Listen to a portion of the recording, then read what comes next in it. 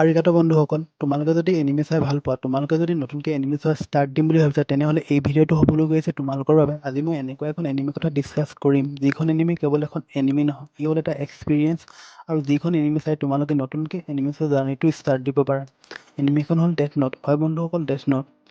Death নোটক কেৱল এখন anime বুলি ক'লে ভুল কোৱা হ'ব। ই হ'ল এখন চাইক'লজিকেল থ্ৰিলাৰ, যিখন এনিমে মানুহক শিকাই থৈ যায় আচলতে জাষ্টিছ কি।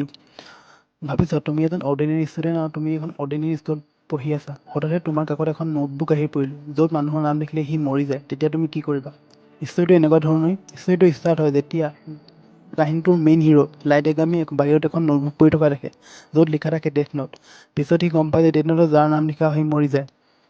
তেতিয়া সি ডিচিশ্যন এটা লয় যে পৃথিৱীত যিমান ক্ৰিমিনেল আছে চবকে মাৰি এই পৃথিৱীখনত অপৰাধমুক্ত কৰিব। কিন্তু তেতিয়াই এণ্ট্ৰি হয় এনিমেখনৰ আন এটা হিৰো এলৰ, যোন হিয়ানৰ দৰে তেওঁ এটা জিনিয়াছ ডিটেক্টিভ।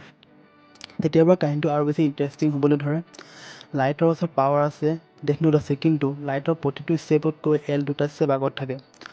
প্ৰথমে কৈতো এই এনিমেখনৰ কোনো ফিজিকেল ফাইট নাই, কিন্তু যিটো পাৱাৰ ভাৰ্চেছ পাৱাৰ, যিটো মাইণ্ড গেম দেখুওৱা হৈছে ন, সেইটো আল্টিমেট। লাইট আৰু এলৰ মাজত যিটো ব্ৰেইন গেম দেখুওৱা হৈছে ন, কি কম, মন মগজু চব হিলাই দিবলগীয়া। পাৱাৰ ভাৰ্চেছ পাৱাৰ হ'লে কি হয়, ব্ৰেইন ভাৰ্চেছ ব্ৰেইন হ'লে কি হয়, এই এনিমেখন চালে বুজি পাবা। লাইট আৰু এল ফেচ টু ফেচ হ'লে যিটো মিউজিক বাজে ন, এবাৰ চাগে এনিমেখন বঢ়িয়া পাবা। মই কৈছোঁ ন, বঢ়িয়া পাবা। Animation top notes, character design, music next লেভেলৰ হয়, ষ্টৰিংটো ক'বই নালাগে, জুই। তোমালোকক এটাই কথাই ক'ম যে এনিমেখনৰ প্ৰথম এপিছডটোৱে ইনাফ তোমালোকক ধৰি ৰাখিবৰ বাবে। ষ্টৰিটো যেতিয়া লাহে লাহে আগবাঢ়ি গৈ থাকে, ছাছপেন্স বিল্ড হৈ গৈ থাকে, আৰু কাহিনীটো বেছি ইণ্টাৰেষ্টিং হৈ গৈ থাকে, তোমালোকক এটা কথাই ক'ম, এইখন এখন এনিমেটেড মাষ্টাৰ পিচ হয়। নেক্সট এনিমে এনেকুৱা নোপোৱা। এই এনিমেখন এটা ৱাটছ নিব পাৰা। অ'কে গাইজ, আজিলৈ ইমানেই। তোমালোকৰ ফেভৰেট চিন কোনটো ডেথ নোটৰ জনাবা, তোমালোকৰ ফেভৰেট এনিমেখনৰ নাম জনাবা, আৰু নেক্সট কিহৰ ওপৰত ভিডিঅ' বনালে ভাল হ'ব জনাবলৈ নাপাহৰিবা।